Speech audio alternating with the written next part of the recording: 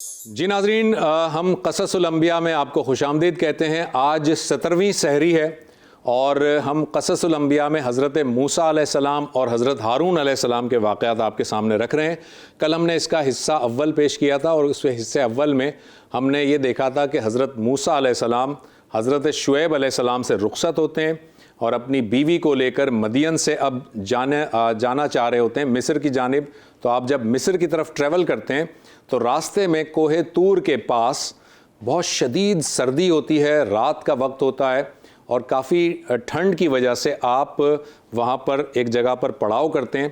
اور آپ دیکھتے ہیں کہ کہیں کوئی آگ کا انتظام ہو جائے کیونکہ شدید سردی تھی۔ تو آپ نے دیکھا کہ کوہ طور پر بہت اوپر پہاڑ کی چوٹی پر آپ کو کچھ آگ سی نظر آئی، اور وہ آگ جو آپ کو نظر آتی ہے، آپ اپنی بیوی سے کہتے ہیں کہ تم یہاں پر ٹھہرو اور میں اوپر جاتا ہوں، ہو سکتا ہے کہ مجھے کوئی راستہ مل جائے اور ہو سکتا ہے کہ میں آگ بھی لے آؤں ساتھ۔ یہ جو آپ کے سامنے میپ نظر آ رہا ہے ناظرین، اس میپ میں آپ دیکھیں کہ آپ کو شمال کی جانب مصر کا وہ علاقہ نظر آ رہا ہے جہاں فرعون رہتا تھا، جہاں حضرت موسیٰ رہتے تھے 10 سال پہلے، اور دوسری جانب جنوب کی جانب آپ کو مدین نظر آ رہا ہے جہاں پر آپ مائیگریٹ کر کے گئے تھے، اور بیچ میں آپ کو ماؤنٹ آف طور کا علاقہ نظر آ رہا ہے۔ یہاں پر ابھی آپ نے پڑاؤ کیا ہے، رات کا وقت ہے، سردی ہے، اپنی بیوی کو آپ نے وہاں پہ بٹھایا اور اب آپ کوہ طور کی جانب روانہ ہوئے۔ جب آپ چوٹی پر پہنچے تو آپ نے بڑا عجیب سا منظر دیکھا۔ آپ نے دیکھا کہ ایک درخت ہے اور اس درخت میں سے اصل میں ایک طرح سے آگ یا روشنی نکل رہی ہے، اور وہ درخت ہرا بھرا ہے اور اس میں جو روشنی ہے وہ ایسی روشنی ہے جو آپ نے اس سے پہلے کبھی نہیں دیکھی تھی۔ اسے نہ آگ کہا جا سکتا ہے نہ روشنی کہا جا سکتا ہے، بہت ہی عجیب سا درخت تھا جس میں سے چمک پیدا ہو رہی تھی۔ آپ پہلے گھبرائے اور پیچھے ہٹے، جیسے ہی آپ پیچھے ہٹتے تھے تو وہ درخت آگے آ جاتا تھا، جب آپ آگے جاتے تھے تو وہ درخت پیچھے ہٹ جاتا تھا۔ تو آپ جب بہت زیادہ گھبرائے تو آپ پلٹے پیچھے کی طرف، جب آپ پیچھے پلٹے تو آواز آئی کہ اے موسیٰ، میں تمہارا رب ہوں اور تم اپنے یہ جوتے اتار دو کیونکہ تم وادی مقدس میں ہو۔ حضرت موسیٰ علیہ السلام کے لیے بڑی عجیب سی یہ بات تھی، مگر آپ یہ آواز سن کر ایسی سچویشن ہوئی کہ آپ وہاں پر بالکل خاموش کھڑے ہو گئے۔ اس کے بعد اس درخت سے آواز آنے لگی کہ اے موسیٰ، میں جو ہے وہ تمہیں نبوت اور رسالت کے مرتبے پر فائز کرتا ہوں، میں تمہارا رب ہوں، اور تم کو میں نے اس بات کے لیے جو ہے وہ نبوت دی ہے کہ تم فرعون کے پاس جاؤ اور فرعون کو اللہ کا پیغام پہنچاؤ اور فرعون سے کہو کہ بنی اسرائیلیوں کو غلامی سے آزاد کر دے اور انہیں چھوڑ دے۔ حضرت موسیٰ علیہ السلام یہ ساری کی ساری گفتگو سن کر بڑے حیران بھی ہوئے اور ایک طرح سے ان کو فکر بھی ہوئی۔ انہوں نے اللہ تعالیٰ سے کہا کہ یا اللہ، میں فرعون کے پاس جاؤں گا تو اپنے اس قتل کا آپ نے حوالہ دیا کہ یہ معاملہ ہوگا۔ اللہ تعالیٰ نے کہا کہ ہم سب جانتے ہیں، آپ فرعون کے پاس جائیے اور آپ اللہ کا پیغام دیجئے کیونکہ وہ بہت سرکش ہو گیا ہے، اور اس سے کہیں کہ وہ بنی اسرائیل کو آزاد کر دے۔ یہاں پر حضرت موسیٰ علیہ السلام نے اللہ تعالیٰ سے درخواست کی کہ یا اللہ، تو اس کام میں، کس کام میں؟ نبوت کے کام میں، تو اس کام میں میرے ساتھ میرے بھائی کو بھی وزیر بنا دے، یعنی میرا مددگار بنا دے۔ یعنی حضرت موسیٰ علیہ السلام نے اللہ تعالیٰ سے درخواست کی کہ میرے بھائی کو بھی نبی بنا دے۔ چنانچہ اللہ تعالیٰ نے آپ کی درخواست قبول کی اور حضرت ہارون علیہ السلام کو بھی نبوت عطا کر دی۔ یہ تاریخ میں پہلے پیغمبر ہیں اور شاید ایک ہی پیغمبر ہیں جن کو کہ کسی دوسرے پیغمبر کے دعا سے یا ان کی درخواست سے اللہ تعالیٰ نے پیغمبری عطا کر دی۔ حضرت ہارون علیہ السلام کو بھی اللہ تعالیٰ نے نبوت پر سرفراز فرمایا، اور پھر اللہ تعالیٰ نے حضرت موسیٰ علیہ السلام سے کہا کہ تمہارے ہاتھ میں کیا ہے؟ آپ کے ہاتھ میں عصا تھی، لاٹھی تھی۔ آپ نے کہا کہ یہ میرے ہاتھ میں لاٹھی ہے جس سے میں درختوں کے پتے جھاڑتا ہوں اور بکریوں کو چراتا ہوں۔ تو اللہ تعالیٰ نے کہا کہ اس کو زمین پر پھینک دیجئے۔ آپ نے اسے لاٹھی کو زمین پر پھینکا تو وہ لاٹھی جو ہے وہ بہت بڑا سانپ بن گئی، اور حضرت موسیٰ سے اللہ تعالیٰ نے کہا کہ آپ گھبرائیے مت، اس کی دم پکڑ لیجئے۔ جب آپ نے اس کی دم پکڑی تو یہ دوبارہ سے لاٹھی بن گئی۔ پھر اللہ تعالیٰ نے کہا کہ آپ اپنا دایاں ہاتھ اپنے بغل کے اندر ڈالیں اور اسے باہر نکالیں۔ جب آپ نے ایسا کیا تو آپ کے ہاتھ کی روشنی ایسی تھی جیسے سورج، چمکتا ہوا سورج ہے۔ اللہ تعالیٰ نے کہا کہ اے موسیٰ ہم آپ کو یہ 2 نشانیاں دیتے ہیں، یعنی یہ 2 معجزات دیتے ہیں، اور یہ 2 معجزات لے کر آپ فرعون کے دربار میں جائیے۔ ناظرین، یہ آپ کو میں پکچر دکھا رہا ہوں۔ یہ پکچر وہ درخت ہے جو کہ کوہ طور پر آج بھی موجود ہے۔ یہاں پر یہ درخت آپ دیکھ سکتے ہیں کہ یہ ہرا بھرا درخت ہے، اور اسی درخت کے بارے میں روایت میں آتا ہے کہ یہی وہ درخت ہے جس پر اللہ تعالیٰ نے تجلی کی تھی اور اللہ تعالیٰ نے حضرت موسیٰ علیہ السلام سے کلام کیا تھا۔ یہ دوسری پکچر دیکھیے، یہ دوسری پکچر بھی اسی درخت کا ایک ڈیفرنٹ اینگل ہے، اور یہ درخت جو ہے یہ سینائی جو ڈیزرٹ ہے وہاں پر ماؤنٹ طور کے پاس موجود ہے، اور اس درخت کے لیے اب ایک بہت بڑی خانقاہ بن گئی ہے۔ یہ خانقاہ ہے جو تیسری تصویر میں آپ کو نظر آ رہی ہے، یعنی اس خانقاہ کے اندر اصل میں یہ درخت ہے جہاں پر مسلمز، جیوز، کرسچنز سب لوگ جاتے ہیں، اور یہاں پر وہ اپنی عبادت بھی کرتے ہیں اور اس درخت کی زیارت بھی کرتے ہیں۔ خیر، حضرت موسیٰ علیہ السلام واپس آئے، اپنی بیوی کو ساتھ لیا اور پھر مصر کی جانب روانہ ہوئے۔ اب آپ دیکھیں اللہ تعالیٰ کی قدرت کہ حضرت موسیٰ علیہ السلام آگ لینے گئے تھے پہاڑ پر، اور اللہ تعالیٰ نے ان کو نبوت عطا کر دی اس پہاڑ پر، کوہ طور پر۔ حضرت موسیٰ علیہ السلام جب مصر کی جانب روانہ ہوئے تو چونکہ حضرت ہارون علیہ السلام کو بھی اللہ تعالیٰ نے اب نبوت پر سرفراز کر دیا تھا، لہٰذا حضرت ہارون علیہ السلام کو اللہ تعالیٰ نے وحی کے ذریعے بتا دیا کہ آپ کے بھائی حضرت موسیٰ تشریف لا رہے ہیں۔ چنانچہ جیسے ہی آپ مصر پہنچے، آپ کے بھائی حضرت ہارون نے آپ کا استقبال کیا اور آپ کو گھر لے آئے۔ یہاں پر آنے کے بعد سب سے پہلا کام جو کہ حضرت موسیٰ علیہ السلام کی ذمہ داری ڈالی گئی تھی، حضرت موسیٰ علیہ السلام اور حضرت ہارون علیہ السلام یہ دونوں کے دونوں فرعون کے دربار میں پہنچتے ہیں اور فرعون سے کہتے ہیں کہ ہم اللہ کے پیغمبر ہیں اور تم اللہ کی توحید کو مان لو اور آخرت کی جواب دہی کے لیے ذمہ دار ٹھہرائے جاؤ گے، اور بنی اسرائیل پر ظلم اور ستم چھوڑ دو اور بنی اسرائیل کو آزاد کر دو۔ فرعون کے ساتھ جب یہ مکالمہ ہوا تو فرعون نے کہا کہ حضرت موسیٰ علیہ السلام سے کہا کہ تم تو وہی ہو نا جس نے ہمارے گھر میں پرورش پائی تھی، اور تم تو وہی ہو جو یہاں سے قتل کر کے بھاگ گئے تھے۔ تو حضرت موسیٰ علیہ السلام نے کہا کہ ہاں میں وہی ہوں، اور یہ قتل میں نے دانستہ نہیں کیا تھا بلکہ یہ ایک غلطی تھی۔ بہرحال فرعون نے کہا کہ میں تمہاری بات کیوں مانوں اور میں کیسے یقین کر لوں کہ تم اللہ کے پیغمبر ہو۔ تو حضرت موسیٰ علیہ السلام نے اپنی لاٹھی فرعون کے دربار میں پھینکی اور وہ لاٹھی سانپ بن گئی، اور اس کے بعد آپ نے اسے پکڑا تو وہ دوبارہ لاٹھی بن گئی۔ فرعون نے یہ معجزہ دیکھنے کے بعد کہا کہ اچھا تو تم بہت بڑے جادوگر ہو، اگر ایسا ہے تو میرے اس علاقے میں، میرے اس ملک میں جتنے جادوگر ہیں ان کے ساتھ میں تمہارا مقابلہ کرواتا ہوں تاکہ پتہ چل جائے کہ تم بڑے جادوگر ہو یا میرے ساتھ جو لوگ ہیں وہ بڑے جادوگر ہیں۔ چنانچہ یہ طے پایا کہ جو ان قبطیوں کا ایک تہوار ہوا کرتا تھا، جو ایک طرح سے کہہ لیجئے کہ ان کی عید کا تہوار تھا،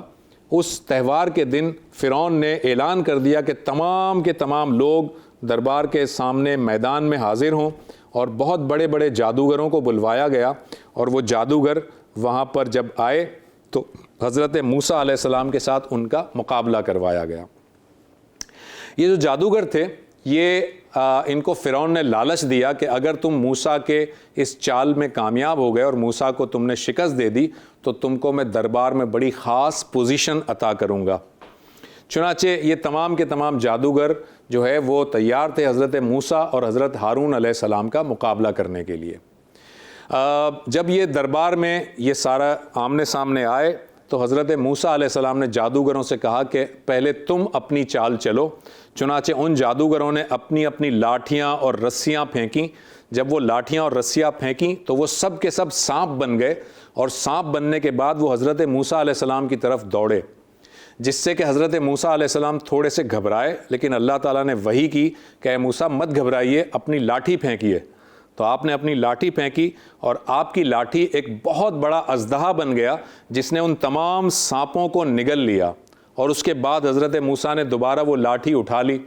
جس پر جو وہ جادوگر جو تھے وہ سمجھ گئے کہ حضرت موسیٰ علیہ السلام کی یہ جو چال تھی یہ کوئی جادو نہیں تھا، یہ یقیناً کوئی بہت بڑا معجزہ تھا۔ لہٰذا وہ تمام کے تمام جادوگروں نے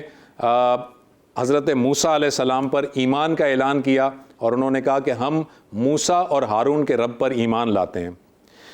یہ جادوگروں کا جو ایمان لانا تھا یہ فرعون کو بہت زیادہ غصے میں لے آیا، اور فرعون نے کہا کہ تم نے ایسی بات کس طرح کہہ دی میرے پوچھے بغیر، میرے حکم کے بغیر، اور اگر تم اپنی اس بات سے باز نہیں آئے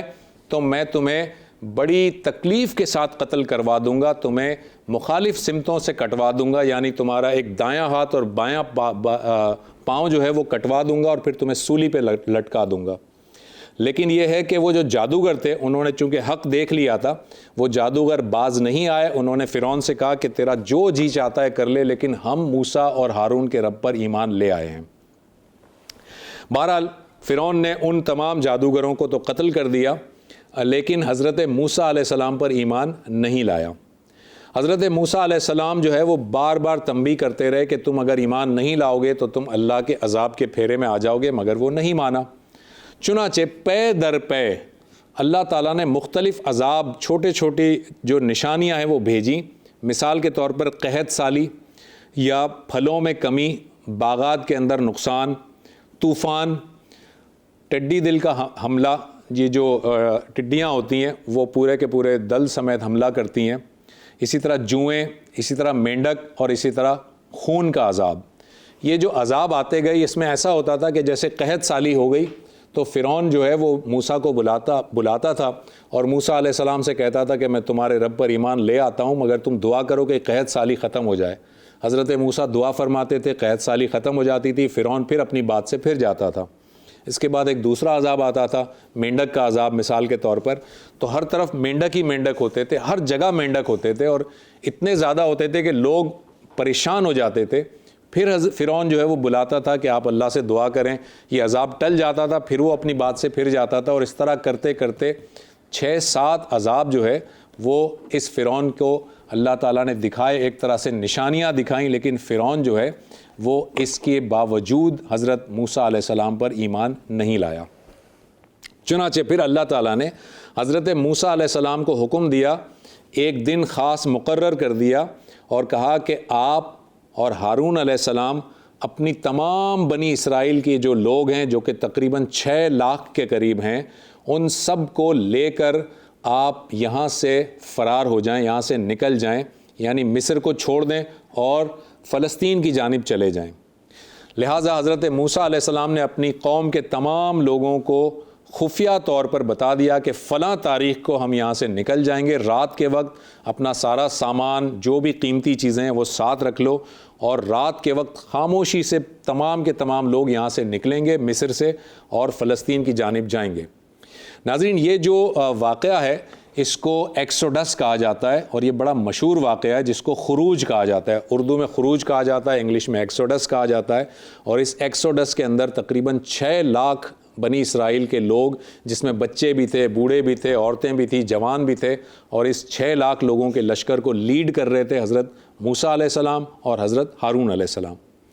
یہ رات کے وقت بنی اسرائیلی وہاں سے نکلے، مصر سے نکلے، اور یہ اس طرف جانے لگے، یعنی کہ صحرا کی طرف جانے لگے، اور بیچ میں ریڈ سی آتا تھا، تو ریڈ سی کو کراس کرنا تھا۔ تو یہاں پر آپ کو ایک میپ میں دکھا رہا ہوں، یہ میپ ہے جہاں سے حضرت موسیٰ علیہ السلام اپنی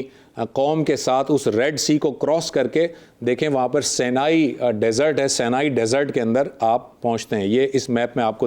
نظر آ رہا ہے۔ اب کیا ہوتا ہے کہ جب یہ پورا کا پورا 6 لاکھ کا لشکر جب جاتا ہے، رات کو نکلتا ہے، صبح بالکل جب صبح طلوع ہو رہی ہوتی ہے تو فرعون کے جو لوگ ہیں، سپاہی ہیں، انہیں معلوم ہوتا ہے کہ بستی پوری خالی ہے اور سارے کے سارے بنی اسرائیلی غائب ہیں۔ یہ بات پھیل جاتی ہے اور فرعون تک پہنچتی ہے، اور فرعون کو پتہ چلتا ہے کہ سارے کے سارے یہاں سے فرار ہو گئے ہیں۔ تو فرعون اپنی لشکر تیار کرتا ہے، اپنی فوج تیار کرتا ہے، اور ان بنی اسرائیلیوں کا پیچھا کرتا ہے۔ اب ذرا غور سے سنیے، اب کیا ہوتا ہے کہ یہ بنی اسرائیلی آگے جا رہے ہیں، 6 لاکھ، جس میں عورتیں بھی ہیں، بچے بھی ہیں، سامنے ریڈ سی آ جاتا ہے، یعنی کہ سمندر آ جاتا ہے، پیچھے سے فرعون کا لشکر آ رہا ہے جس میں کوئی عورتیں نہیں ہیں بلکہ سپاہی ہیں۔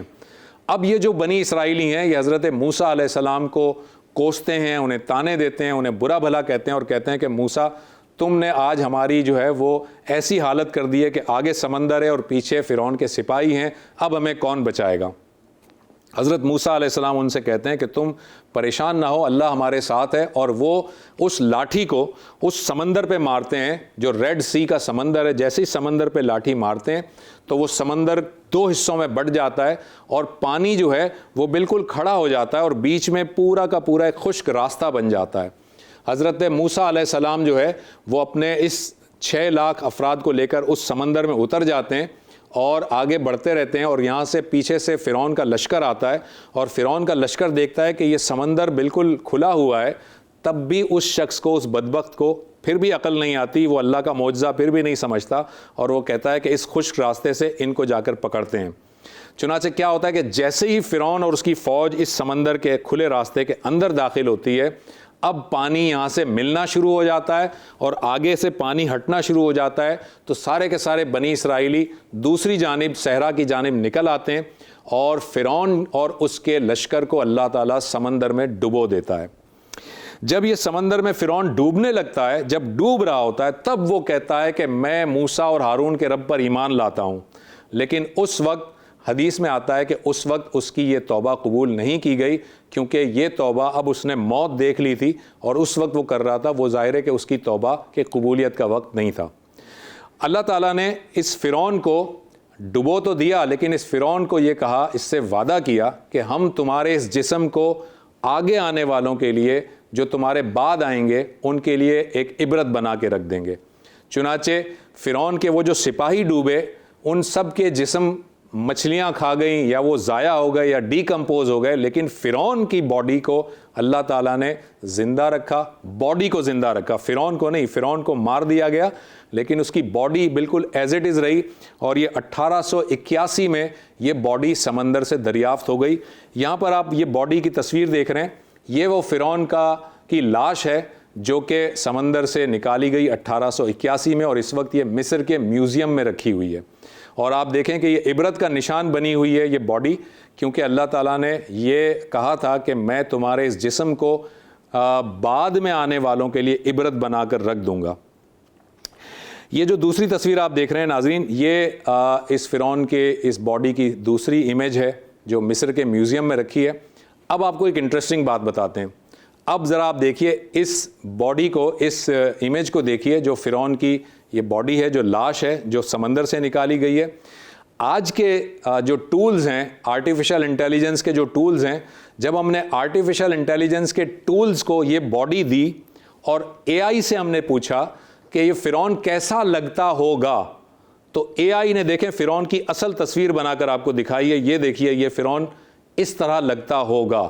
یعنی فرعون کی جو لاش ہے جو مصر میں موجود ہے، اس کو جب اے آئی کو دیا گیا اور اے آئی سے پوچھا گیا کہ فرعون کیسا ہوگا، تو اے آئی نے فرعون کی یہ تصویر بنا کر دکھائی ہے جو آپ کے سامنے موجود ہے. خیر، جب حضرت موسیٰ علیہ السلام کو اللہ تعالیٰ نے بچا لیا، ان کی قوم کو بچا لیا، تو روایات میں آتا ہے کہ یہ عاشورے کا دن تھا، یعنی محرم کی 10 تاریخ تھی، جس میں کہ اللہ تعالیٰ نے بنی اسرائیلیوں کو نجات دی تھی فرعون کی اس غلامی سے. اب بنی اسرائیلی صحرا میں آ گئے، اور صحرا میں جب آئے تو اللہ تعالیٰ نے ان پر، وہ صحرا تھا، یہ ذرا ذہن میں رکھیے گا، ڈیزرٹ تھا، وہاں نہ پانی تھا نہ کوئی نباتات تھی، کچھ کھانے کی چیز نہیں تھی، لیکن اللہ تعالیٰ نے ان 6 لاکھ افراد کے لیے ایسا انتظام کیا کہ ان پر من و سلوہ برسایا. من و سلوہ کیا ہے؟ من ایک قسم کا دانہ ہوتا ہے جو برستا تھا روزانہ صبح، اور اس کو وہ بھگو کر آٹے کی طرح گوندھ لیا کرتے تھے، اس کی روٹی بنا سکتے تھے. اور سلوہ ایک پرندہ ہوتا تھا جو ہزاروں کی تعداد میں وہاں پر آتا تھا، اور وہ بنی اسرائیلی اس پرندے کو پکڑتے تھے، اس کا گوشت بھون کر کھایا کرتے تھے. تو اللہ تعالیٰ نے مفت میں انہیں من و سلوہ دیا. اس کے ساتھ ساتھ پینے کا پانی وہاں نہیں تھا، صحرا تھا. تو حضرت موسیٰ علیہ السلام نے وہاں پر اپنا عصا مارا، تو جب عصا مارا تو وہاں سے 12 چشمے پھوٹ پڑے، اور حضرت موسیٰ علیہ السلام نے کہا کہ وہ 12 بنی اسرائیلیوں کے قبیلے تھے. آپ کو پتہ ہے یہ 12 قبیلے تھے کیونکہ حضرت یعقوب کے 12 بیٹے تھے. تو 12 بنی اسرائیلیوں کے جو قبیلے تھے، ان 12 قبیلوں کے لیے الگ الگ چشمہ حضرت موسیٰ علیہ السلام نے مقرر کر دیا کہ ہر ایک قبیلے کا اور ہر قوم کا الگ الگ چشمہ ہے، وہاں سے وہ پانی پی سکتے ہیں. پانی ٹھنڈا اور شیریں پانی تھا جو اس ڈیزرٹ کے اندر اللہ تعالیٰ نے پیدا کیا ان لوگوں کے لیے. وہ 12 چشمے اب تو نایاب ہو گئے ہیں، اب نہیں ملتے، لیکن ان میں سے 2 چشمے ایسے ہیں جو کہ آج بھی موجود ہیں, وہاں سے آج بھی پانی نکلتا ہے. یہ پکچر آپ دیکھیے, یہ ایک چشمہ ہے, یہاں پر آپ کو کچھ درخت نظر آ رہے ہیں اور اس کے ساتھ ایک کنواں سا نظر آ رہا ہے. یہ ایک چشمہ ہے جس میں آج بھی پانی نکل رہا ہے, اور اس کے بارے میں کہا جاتا ہے کہ وہ 12 چشموں میں سے ایک چشمہ یہ ہے. دوسری جو ہے آپ کو پکچر دکھاتے ہیں, یہ فلسطین کے اندر ہے, جس پہ اب ایک عمارت سی بنی ہوئی ہے, ایک چشمہ اس کے اندر ہے, اور یہ چشمہ بھی انہی 12 چشموں میں سے ایک چشمہ کہلاتا ہے. یہاں تک جو ہے وہ حضرت موسیٰ علیہ السلام نے اس قوم کے اندر یہ ساری نعمتیں اللہ تعالیٰ کی عطا ہوئیں اللہ تعالیٰ کی طرف سے حضرت موسیٰ کی قوم کو. اس کے ساتھ ساتھ حضرت موسیٰ کی قوم پر اللہ تعالیٰ نے اتنی مہربانیاں کی کہ دھوپ میں جب دھوپ شدید ہو جاتی تھی تو بادل کا سایہ اللہ تعالیٰ ان کے لیے کر دیتا تھا تاکہ ان کو دھوپ نہ لگے. بادل کا سایہ ہوتا تھا, کھانے پینے کی چیزیں مل رہی تھیں, پانی وافر مقدار میں مل رہا تھا, لیکن وہ ناشکرے کے ناشکرے ہی تھے بنی اسرائیل کے لوگ. اور پھر اللہ تعالیٰ نے انہیں کہا کہ تم سب کے سب اس فلسطین والے علاقے میں جاؤ, یہ علاقہ میں نے تمہارے لیے رکھا ہے, وہاں پر جاؤ اور وہاں کی قوم کے ساتھ جہاد کرو. تو پتہ ہے آپ کو بنی اسرائیلیوں نے کیا کہا حضرت موسیٰ علیہ السلام سے؟ کہا کہ اے موسیٰ, ہم تو جہاد نہیں کریں گے, تم جاؤ اور تمہارا رب جائے اور وہاں سے لڑے. یعنی تم اور تمہارا رب وہاں پر لڑے, اور جب تم لوگوں کو فتح حاصل ہو جائے گی تب ہم آئیں گے. تو اللہ تعالیٰ نے ان کی اس ناشکری پر ان کے لیے 40 سال اس ڈیزرٹ میں جو ہے وہ مقرر کر دیے, اور یہ 40 سالوں تک اسی صحرا میں در بدر پھرتے رہے, لیکن اللہ تعالیٰ نے انہیں جو ہے وہ فلسطین کا ملک عطا نہیں کیا. یہاں پر ہم اپنے اس دوسرے حصے کو ختم کرتے ہیں. قصص الانبیاء میں ابھی حضرت موسیٰ علیہ السلام اور حضرت ہارون علیہ السلام کے واقعات بہت سارے ہیں, اور میں کوشش کروں گا کہ کل اس کا انشاءاللہ تعالیٰ آپ کے سامنے تیسرا اور آخری ایپیسوڈ پیش کروں.